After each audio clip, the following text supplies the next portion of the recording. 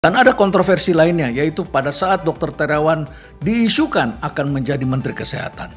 Kita membaca berita di media massa, ID ternyata pernah menulis surat kepada Presiden agar tidak mengangkat Terawan sebagai Menteri Kesehatan. Masalah ini diperpanjang dengan masalah-masalah lain.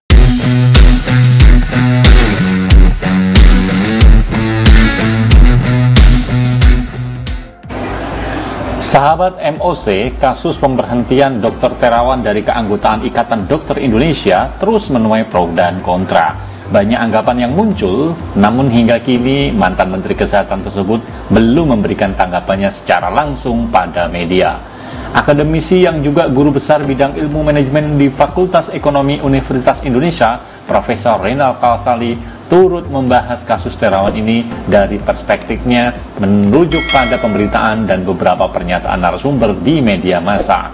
Dalam video yang diunggahnya di akun YouTube, Profesor Reynald mengatakan pro dan kontra ini terus meluas hingga menimbulkan argumen-argumen yang akhirnya keluar dari pokok persoalan. ID menurutnya memberikan rekomendasi untuk mencabut izin praktek Terawan, namun sepertinya pemerintah tidak akan mencabut izinnya.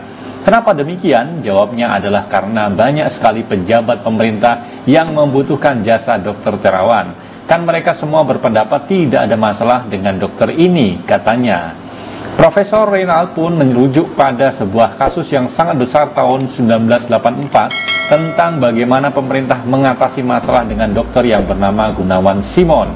Dr. Gunawan Simon itu dulu diketahui adalah dokter yang berpraktek di Bandung dan kemudian dipercaya sebagai dokter pribadi dari Wakil Presiden pada masa itu, Adam Malik, ujarnya.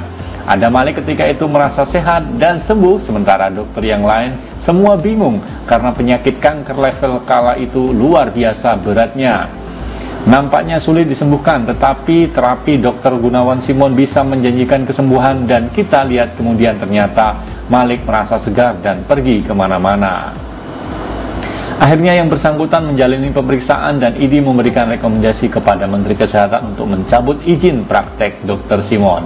Tapi yang dicabut ternyata hanya plang dokternya saja. Dr. Gunawan Simon ternyata tetap menjalankan prakteknya. Menurut Profesor Reynald, saat ini pasien semakin pintar. Mungkin dulu tidak ada sosial media atau media untuk bertanya, sehingga pasien sepertinya belum bertemu dokter, sudah bertanya pada Google atau dokter-dokter tertentu di sosial media dan melihat penjelasan-penjelasan dokter hebat di YouTube. Pasien sekarang mulai biasa melakukan second opinion, sehingga sebagian orang yang mempunyai uang dia akan berobat dan bersedia membayar lebih mahal, jadi harga bagi pasien tertentu tidak ada masalah. Bahkan kalau ia sudah menyangkut kesehatan orang tuanya, banyak sekali orang yang sampai harus menjual rumah, mobil dan sebagainya untuk membiayai kesehatan keluarga yang dicintainya. Profesor Reynald pun tidak memungkiri bahwa saat ini biaya kesehatan tidak murah, sehingga ia mengharapkan kasus ini bisa menjadi pintu masuk untuk transformasi besar-besaran dalam industri kesehatan. Setidaknya kita semua berharap pada ada jalan keluar yang berdampak sangat luas. Apalagi lanjut dia, sejak ada BPJS Kesehatan rumah sakit tumbuh pesat sekali. Pasien kemudian tidak kenal batas waktu. Banyak rumah sakit yang bekerja 24 jam. Dalam situasi seperti ini, kita menyaksikan banyak pimpinan rumah sakit yang merasakan gembira kalau mereka mempunyai alat kesehatan yang harganya mahal-mahal itu bisa dioperasikan 24 jam.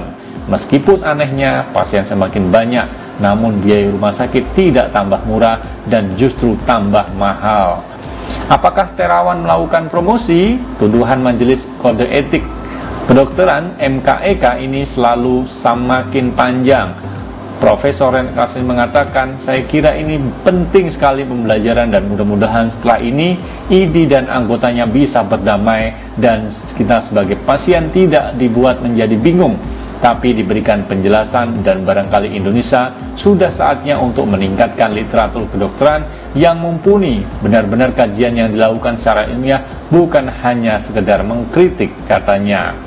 Tuduhan-tuduhan yang diberitakan dan diberikan oleh MKEK yang diributkan adalah persoalan digital subtraction angiography atau DSA atau dikenal dengan metode cuci otak oleh Dr. Terawan. Bahkan dikatakan tarifnya mahal sekali dan metode ini malah dipromosi.